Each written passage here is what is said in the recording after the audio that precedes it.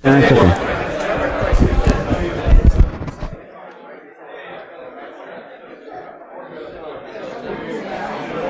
right, everyone, if you can take your seats, we're about to get started with the next talk.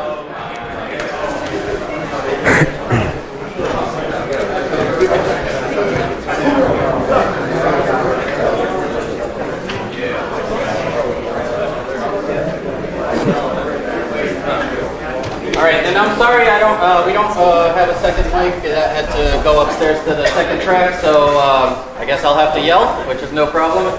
Raise your hand in the back if you can hear me. Awesome, thank you.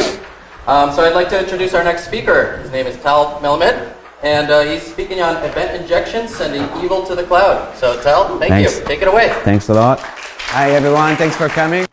Just checking, can you hear me well? Yeah. All right. So a few questions. How many of you here heard my talk last year? Okay. I just want to know how much stuff I can repeat. Joking.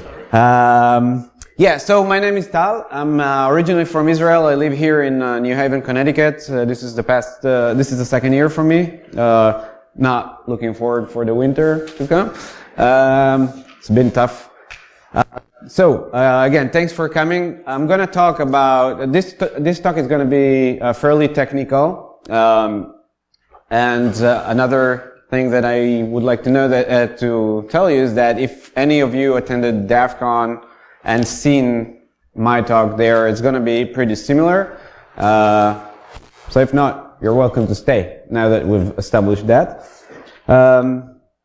Okay, just a word for the new guys here. So I want to thank Brian again for his keynote. It was great. And I just want to know, to tell you that from my personal experience, that's exactly right what he said. I remember, 3 years ago, September 3 years ago was my first talk, at a local event, a West local event in Israel. And I did it the first time. I was nervous and I liked it. And 3 years after that, then I started, of course, with some other local, B-sides and OS meetings.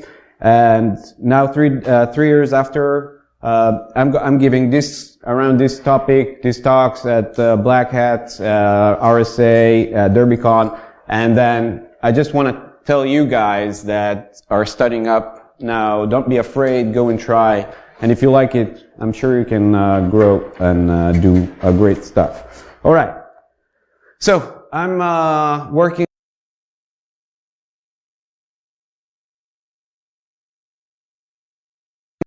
at a startup based in Israel called Protego Labs. What we do is we provide a serverless security solution. If you like it after the talk, you're more than welcome to speak, to come and catch up with me. So here are my, if you want to find me over LinkedIn or Twitter or whatever. I'm also teaching at Quinnipiac University in Hamden, Connecticut, at a master's program there. It's 100% online, so if you want a master in cybersecurity, also come talk to me after this talk. All right. We covered what we needed. Now what we're going to talk about is just a little bit about the technology itself, because serverless is quite new. So I'm going to just introduce you to the technology.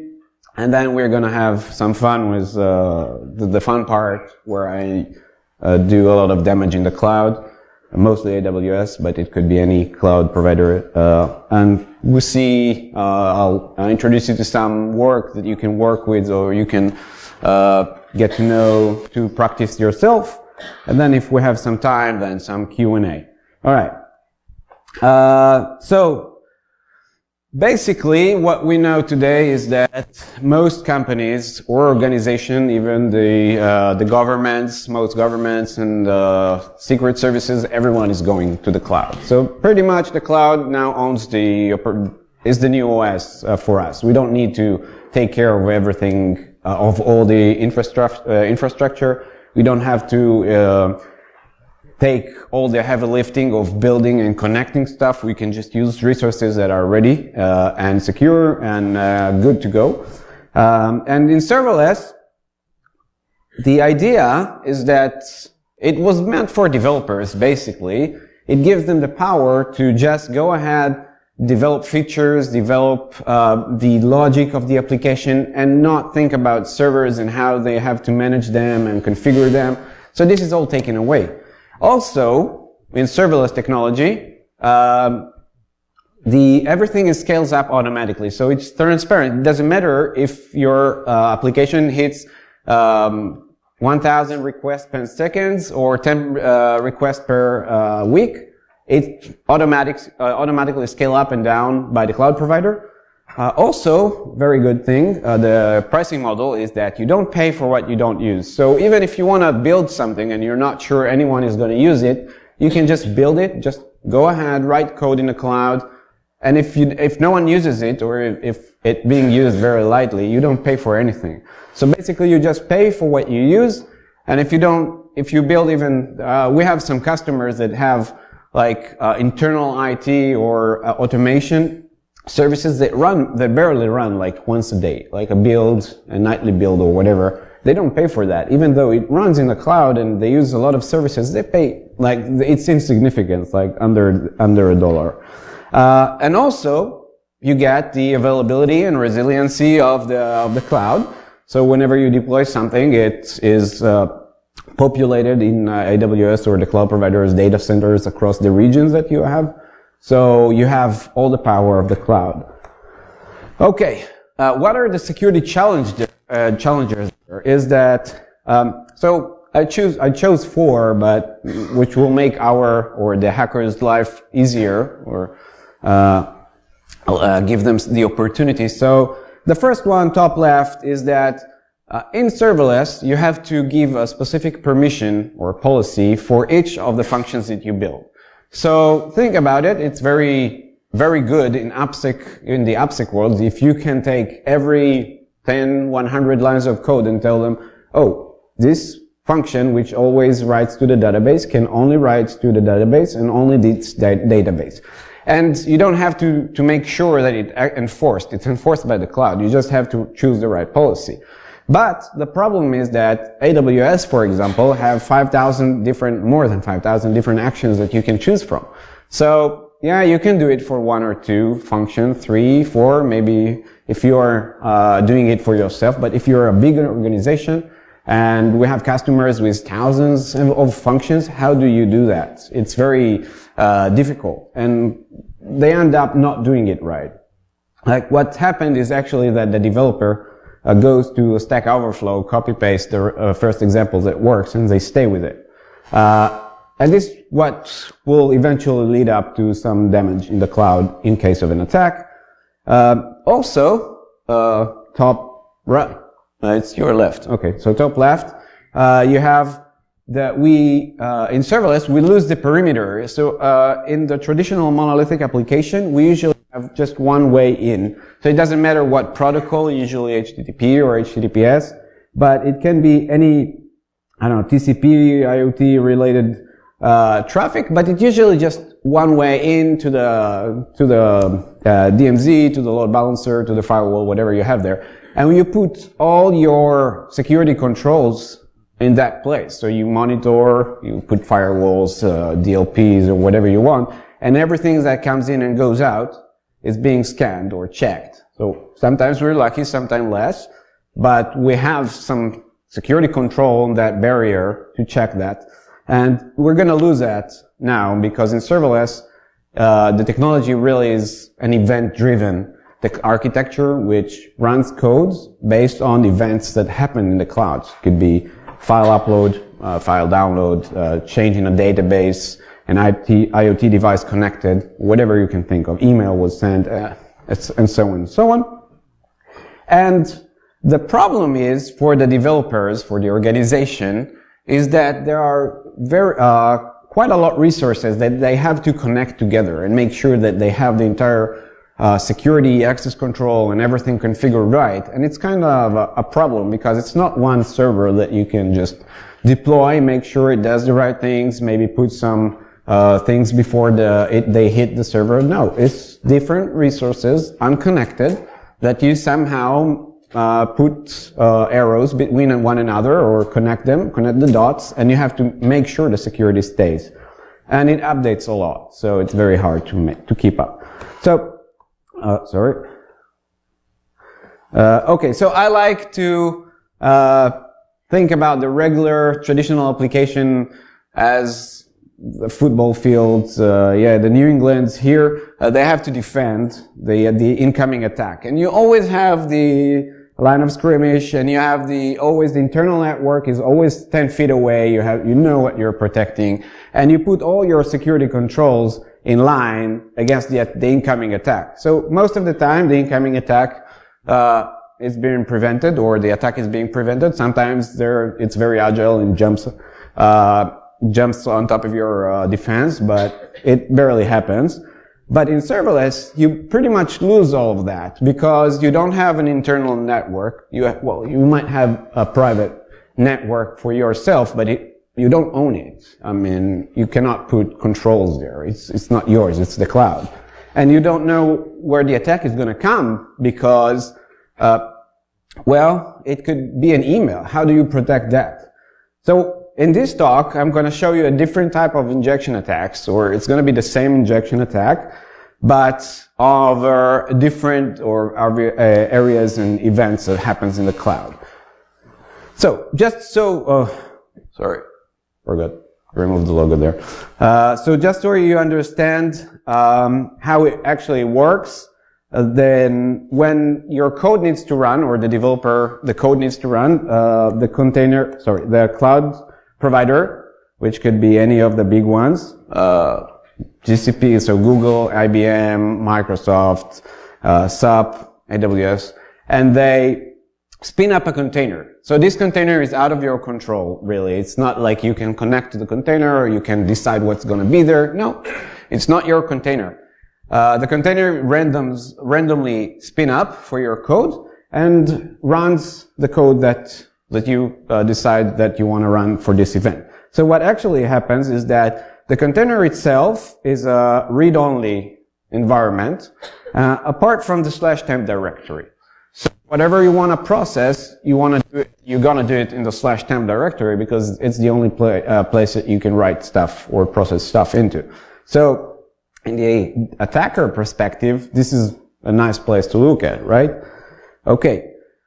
The event triggers from different event sources could be an email, a log, an API gateway, an MQTT, which is an IoT protocol file that was changed in authentication service, and so on.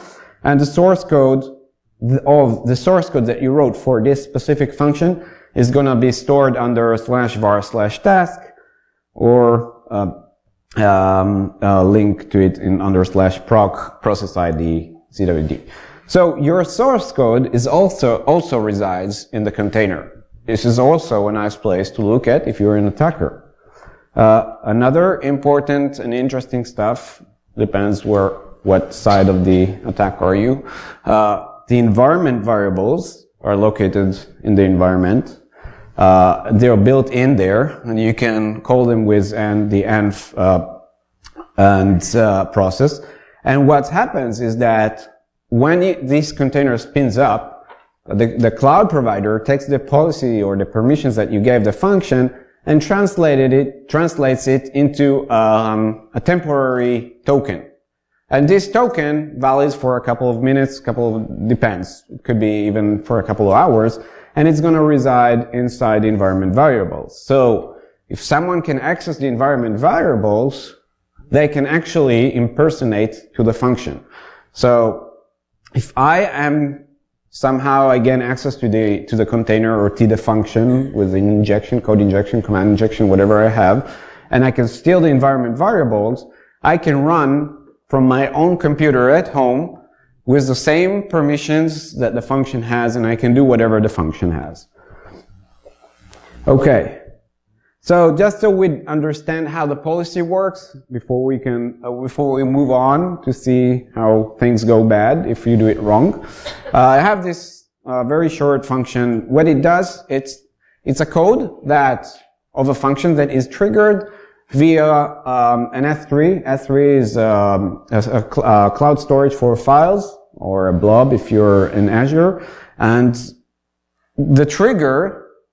The file upload, file download, whatever that was, file delete, triggers a function. Now this function, all it knows is that it got an event, it's literally a variable called event from the cloud, and then you can do whatever you want with this event variable, argument. You don't control anything else. But inside the event argument, you're gonna find the records and the S3, and you can get the file name under bucket name, the bucket name under bucket name, and the file key, it's called key, and under object key. So now that I have the buckets and the key, what I can do is call an API, an AWS API in this case, which is called get object. And all I have to do is give the function or this API the bucket name and the key name. Now, if my function has permission to do so, it can go and grab the file. Okay, so the best way would be to do something like that. So the policy for the function will be very limited, and we'll tell the function, well, you can only do S3 get object, which is what I actually do, but you can also only do that on this specific bucket, which is what you want to do if you're a developer. But most of the time, we end up like this, which means, well, you're limited to the bucket because I know what bucket I'm working on, I mean, from the developer perspective, but I'm not sure if I want to download the file, what it is translated to in terms of API. So I'm going to do, in terms of actions in the policy. So I'm going to put here wildcard, which means that in this case, the function can do whatever it wants inside this S3 bucket. So it can actually delete the bucket, change policies there, upload file, delete files, download file, whatever you want. But in some cases, we're going to get something like that, which is where it really gets interesting. Because if you go to Stack Overflow, or even in some cases to the documentation of the cloud provider, you're going to find this permission, which tells you, well, we don't know what you want, or we don't know what bucket you want, so let's just put that and tell the function, or give the function permission to do whatever it wants over the S3 service, which means not only it can do whatever it wants inside as like an action, like delete, upload, and so on, it can do that on any bucket in the account. So if my function, even though it does always get the same event from the same S3 and will originally, or in the valid case, it will go to the specific bucket that I'm working with and download the file. Potentially, it can do whatever it wants. It can go to a different bucket that unrelated to the application and stores even internal information and get the information out of there, change the policy of the bucket and make it public so everyone will see it. So this can end up in really a very serious breach in your organization. And I mean, if you do it and something bad happens, you're fired for sure, but it could be even legal actions against you. I don't know. It depends on how you did it. I mean, okay. So after we established all the grounds, what we're going to do now is I'm going to go and start taking services that are available in the cloud and are not very common in the traditional monolith applications and see how through these events I can still cause damage using injection attacks. So I hope you know injection attacks. It's not like limited to a specific injection. It could be code injection, command injection, SQL injection, whatever injection that you want. Anything that transfer bad input into the cloud. All right. First one is going to be the more maybe similar to the traditional application well, to start with. So what I have here is a setup that has a Slack chatbot that interacts with the user. It could be support, sales, whatever you want to use your chat. It's very common to use chatbots on serverless because whenever someone sends an image, you can just trigger a code that will process whatever you need, and that's it. You don't have to run it idle for the entire time. So what's going to happen is that the user interacts with Slack. Slack is configured to send the event to a Lambda function through the Slack API to the API gateway of the organization. And then it's going to trigger the Lambda function, which is the function that runs the code, which is going to write the message and the reply to the DynamoDB database. It's a NoSQL database for records. And then it's going to go back and send the response back to the user. Okay. There are no limitations there. You can do whatever you want in terms of inputs. And we're going to target the Slack channel. All right. Let's see how we do that.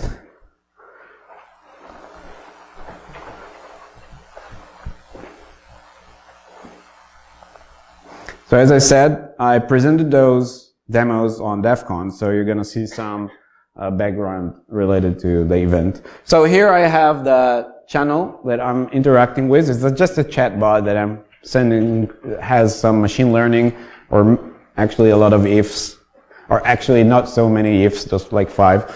And I'm going to interact with it. And as we know in the security world, it's not like we know what's going on behind the scenes, so we have to do some trial and error and find out if it's vulnerable. So let's say I figure it out, and there are ways to know that, maybe from GitHub, maybe from, again, trial and error, seeing source code or whatever, maybe internal knowledge. Let's say I found out that this function is vulnerable to a specific, or has a specific library that is vulnerable to code injection. Now, I knew this vulnerability or libraries that the function is using. I went to the internet, Google, and found out some nice exploits there. So basically, it's a prepared exploit, only I modified it a little bit to attack a Lambda function rather than a server. Because think about it, there is no server. Where I'm sending my code is not going to live in the server. It's just going to run inside a read-only container, which is a single-purpose container, and it's going to die right after I send the request. But nevertheless, I'm going to try. So what I'm going to do is I'm going to run child process.exec. So in Node, which is a very common backend or runtime for Lambda functions, I'm going to start a child process and run curl. So I just split it up. So Slack would not translate it into a link. And then you can see I got it here. You can barely see, but I got it here in my computer. This is just an HTTP tunnel in my own computer. So I can receive requests from the internet without having to have a static IP address. So now I did the test, it worked, now I want to get some information. So what I'm going to do is I'm going to change the /tab there to another command, which is ls. Just because I want to know what's inside. And you can see that I got the index.js, which is the standard name. You can do whatever you want, but it's the default name for the handler or the file, the original file that receives the event. So now I want this file. Even though it doesn't reside on a server, it still gives me a lot of information because I know what the function is going to do. So I'm going to send and replace this now with cat index.js. So, and just in order for me to get that through HTTP, I'm going to wrap it up with base64, right? Because I want to be able to send new lines and CRLFs into my computer, and I got the base64. Let's fast forward. I got this into my computer. I'm just gonna copy that now and decode it on my computer. echo base64 pipe base64 decode. That's it. What I have now on there is the source code of the function.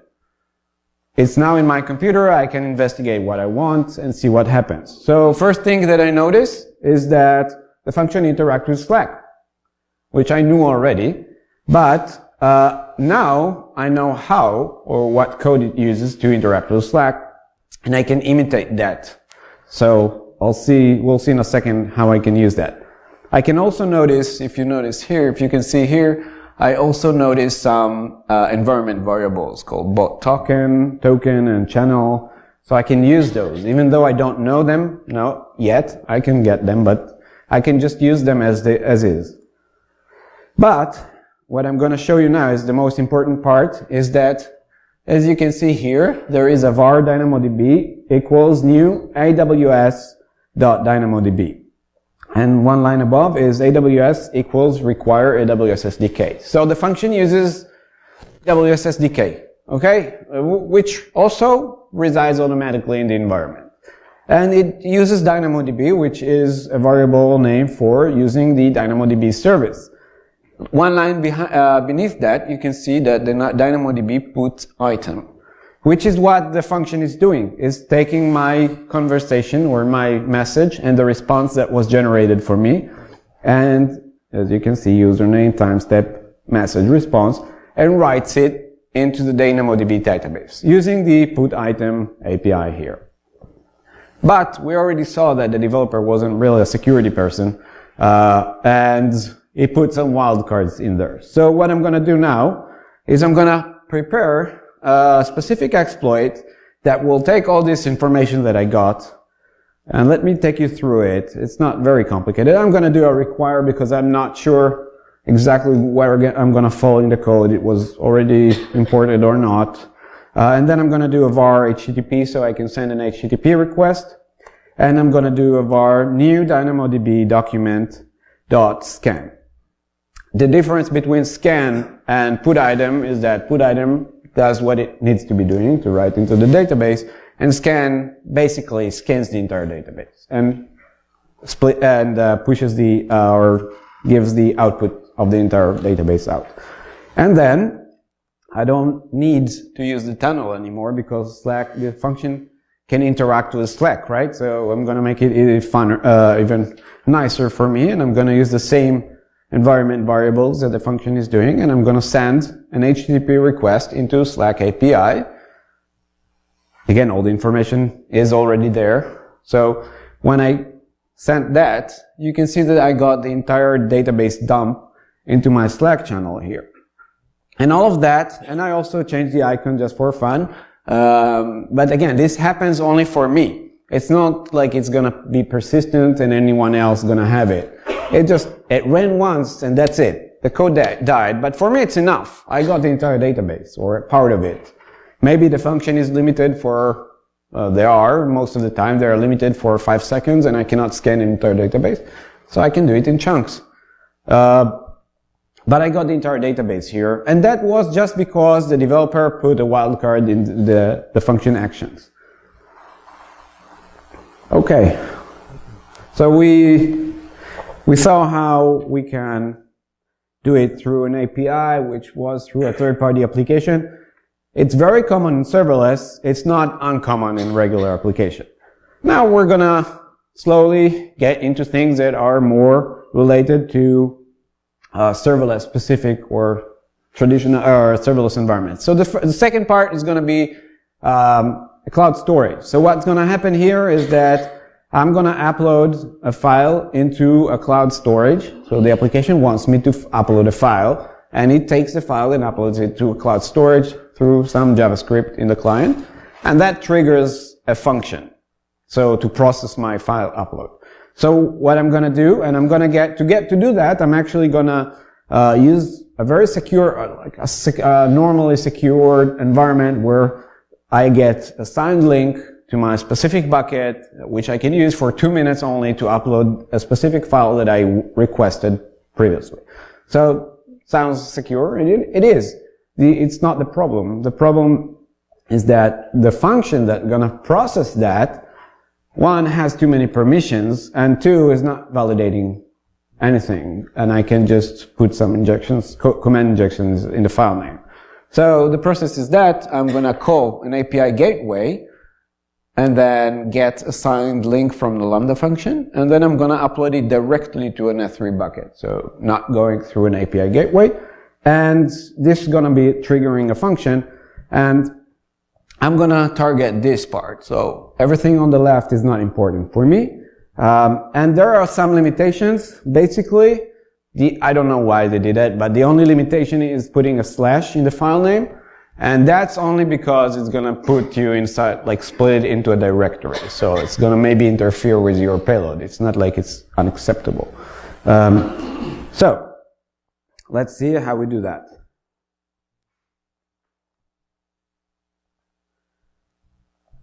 Yeah, already open. And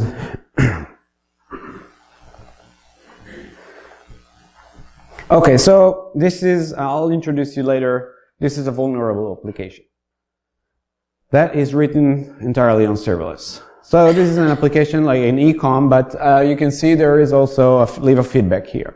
So I can send a feedback to the website, and I can also attach files. Now I open the developer tools, and you can see that when I uploaded a file or selected a file, I got an attachment. This is what I'm sending, an attachment, and I got a response, which is a signed link to a specific bucket in the cloud, which is configured securely. I mean, the bucket is not public. I cannot upload, I cannot upload it directly to the bucket. I have this signed link, and this is the entire thing I can use. But the function that is going to be triggered is not doing enough. So what's going to happen is that I'm going to now do the same thing, only I'm going to change the file name to something that will do a curl, as we can see. And this is going to be a curl into my computer that is going to send me the environment variables, which we discussed. That's it. And pipe base rapid. That's it. And it's need to be a PDF for that reason, so I can just put a .pdf at the end. Okay. Let's see. So I uploaded, I got a signed link, and when I click send feedback, it's going to actually upload it to the S3 bucket in a secure way. But it triggers the function, and the function wasn't secure, so I got the base64. And now what I'm going to do is, again, I'm going to decode that environment variables, or base64, and get the environment variables. These are the environment variables of every Lambda function, unless you added some of your own, but this is the default one. And if you can see here, there are some interesting parts. So what I'm doing now is I can use environment variables to use them, but what I'm doing actually is I'm writing the credentials under the default location for AWS credentials in the computer. So whenever you run an AWS CLI command, it goes to that location and try to find a profile. I call the profile DEFCON because it was a DEFCON conference, and I only need some of them, which is the default region. I don't even have to use it, but I use it for misconfusion. The session token, the access key, and the secret key. And these are the things that live in the environment variables. I store that, and now I don't need the application anymore. I can now, from this moment on, I can interact with the cloud, or with the account of the cloud, the cloud account of this application, directly from my own computer using this profile. And what the application is going to see, or what the organization is going to see, is that their function is doing some weird stuff. They're not going to know it's me. I'm using the environment variables of the function, so I'm basically the function. And now I can use AWS CLI, which is provided by AWS, of course. And what I'm going to do is I'm going to do an S3 LS. LS is just listing the entire S3 buckets. And you can see I got the entire list of S3 buckets. Some of them interesting more, some of them less. I don't know what permission I have. I can just try. There are tools that let you try just running AWS commands and see what you can get. So I want a specific one, which is the DVSA receipt bucket, and I'm gonna use the profile, and I'm gonna see there is a folder inside, so I'm gonna get inside the folder, and there is another folder and another folder, which is basically the date. And you can see that there are two files there. So now I want to get a specific file, which I'm going to use a different CLI, which is getObject. We see that before. I'm going to give it as the bucket and the key that I need, which is the full path to the file. And now I'm going to download it into my /temp receipt file. And I actually got a file from the S3 bucket, from a secured bucket, just because I had the environment variables of a function that has permissions to interact with it. And you can see that I got someone else's receipt. Now I'm going to do is I'm going to maybe like whatever, I have the permissions to do that. Now I don't need to go through the application. So I'm going to make a fake receipt, upload it into the same cloud because now I can do that, and then call the support service and said, hey, I placed an order, I didn't get anything, and then going to see the receipt and going to send me. Of course, this is just an example of a small thing that I did, but actually I could delete the entire data they have in the account. So this is like something more problematic, or maybe they have a backup so I can just publish it and then being famous.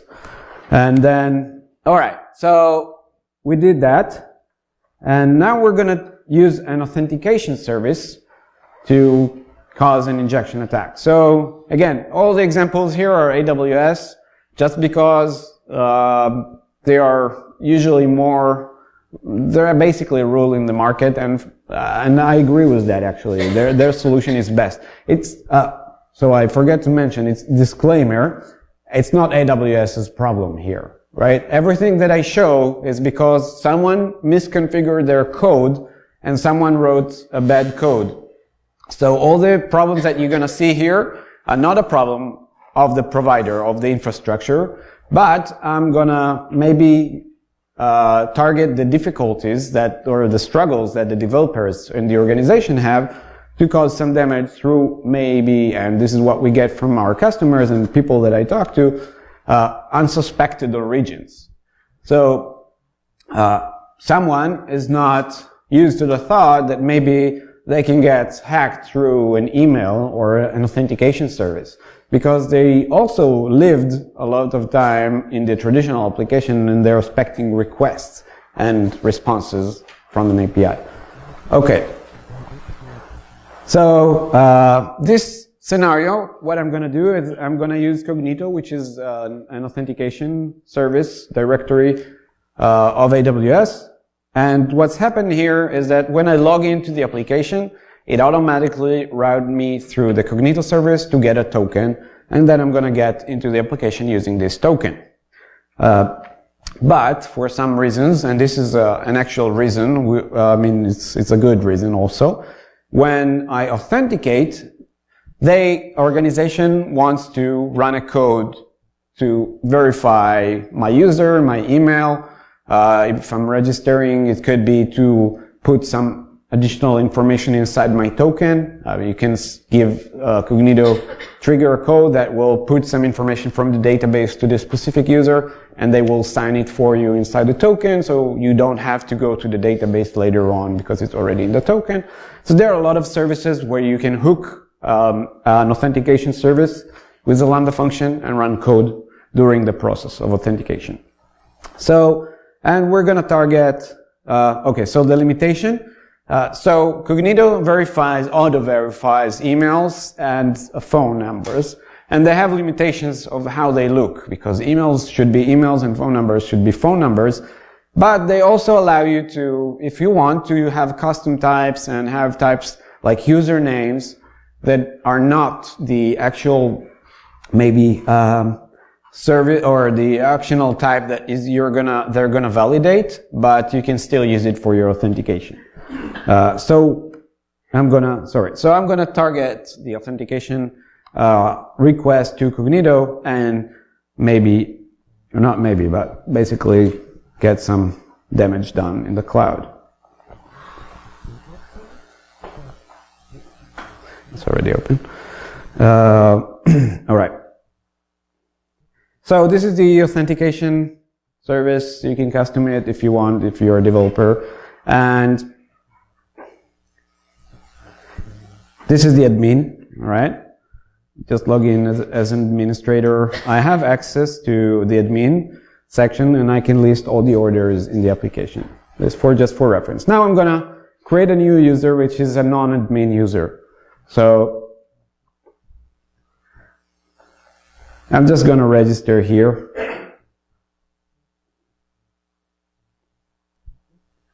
And then I'm gonna get a code to confirm my authentication service, and I can log in, and now that I'm trying to access the admin, I'm not authorized. All right? It's not client-side, it's also client-side. So here I tried to get the admin by force, and nothing came up. So just to show you, you're unauthorized. Now, so I've prepared, so again, trial and error, I found out that this functionality is vulnerable, and we'll see soon how. I prepared a payload that is very hard to see. And let's see. I hope okay. So basically what I'm doing here, it's in Ubuntu, so I don't know how to zoom in right now. So basically what I'm doing is calling some AWS SDK that is going to send an email. Sorry, not send an email. This is the next one. This one is to set me as an admin user. And let's see if I mark it there. Admin, set user password.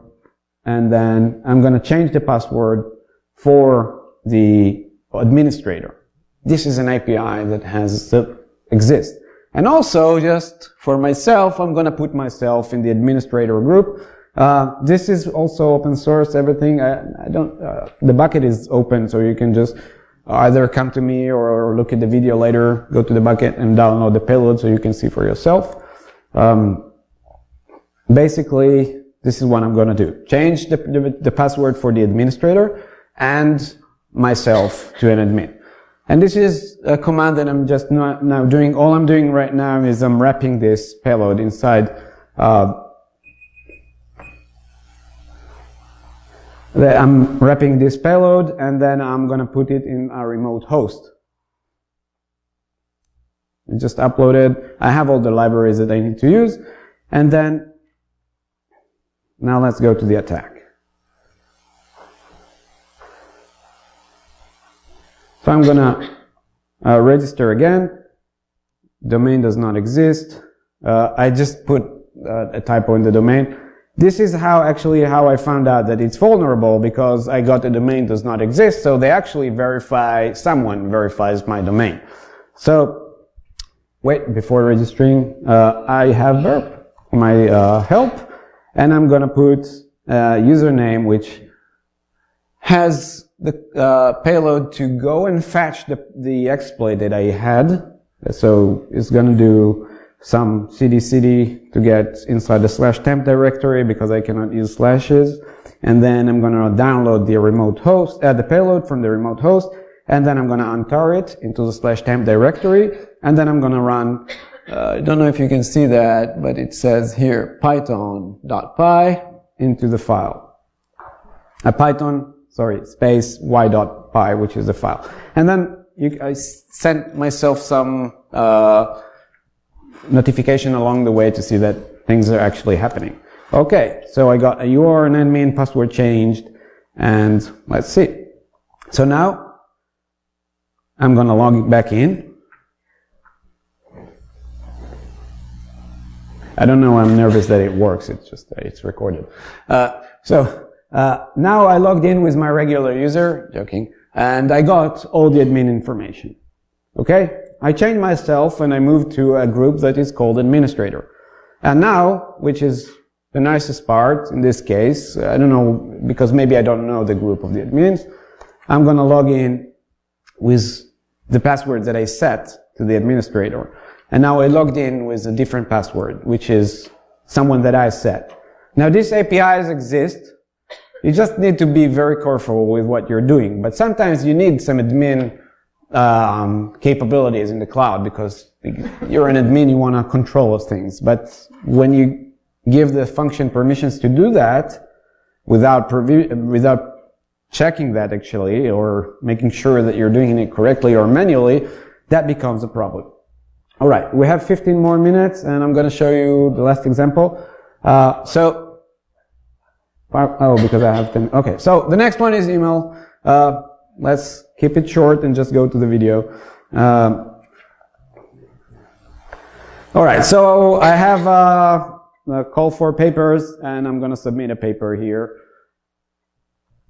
Regular innocent submission.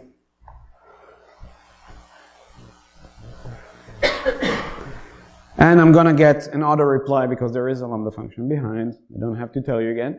That tells me, well, thank you for your submission. We got it and we'll be in touch. Now I'm going to do is I'm going to send a malware. Just a regular malware PDF, a regular malware. Like, it's my everyday, I'm doing that, regular malware here. So I'm sending a malware, just a PDF with a malware here. It's not an injection attack. It's just to get some information out of that. And I actually got a response that says, hey, hold up. We found a malware inside your, it's not an actual, right? But we found a malicious submission. You can click here to review your submission. It actually works because I built it, but that what happened, and this is why I thought maybe they run some code behind the scene to check some stuff. And then I prepared a payload, that what it does is two things. One is gonna send an email from the organization, and I'm gonna send it to myself just to see that it works, but I couldn't actually send it to anyone. But again, I always do two things. One is nice and one is very nice. And the nicer part is that I'm gonna take the bucket, which is highly secured with all the submission, and I'll show you, and change the policy of the bucket to be open. Just because someone configured the bucket extremely well, but someone else configured the function very bad.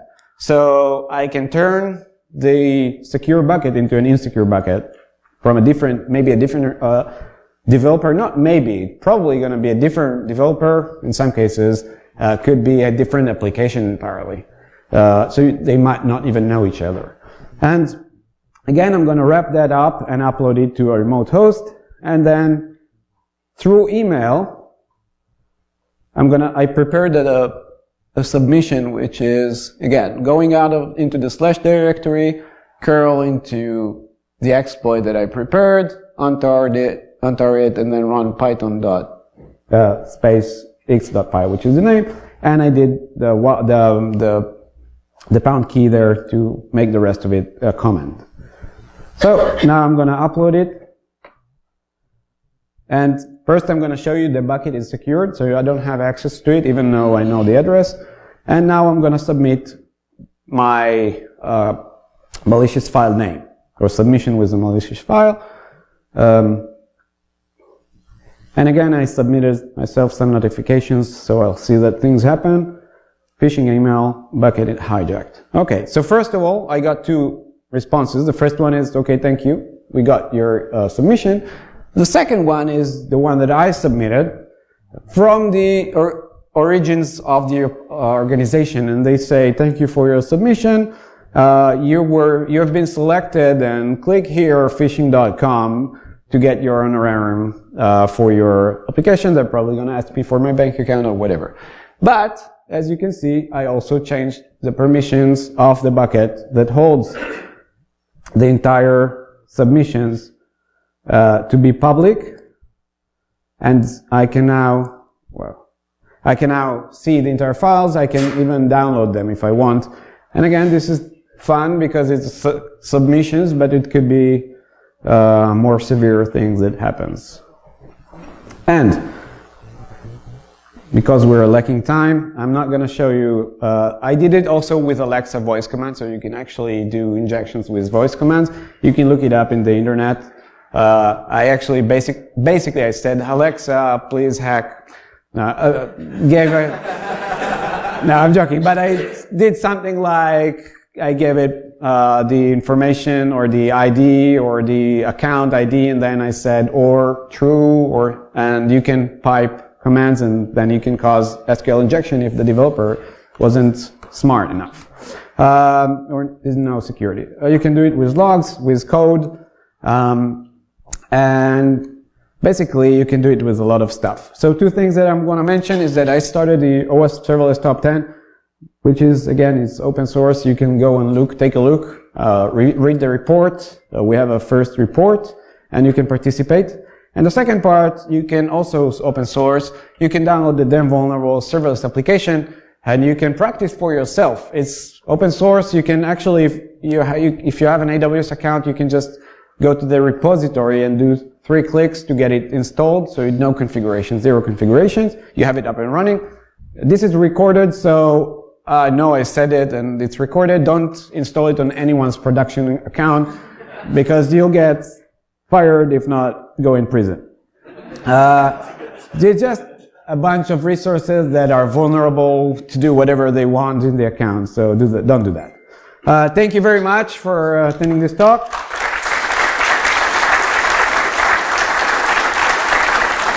Just in time for questions. 2 minutes for questions. Yeah. What's the URL? Sorry? Oh, the repository?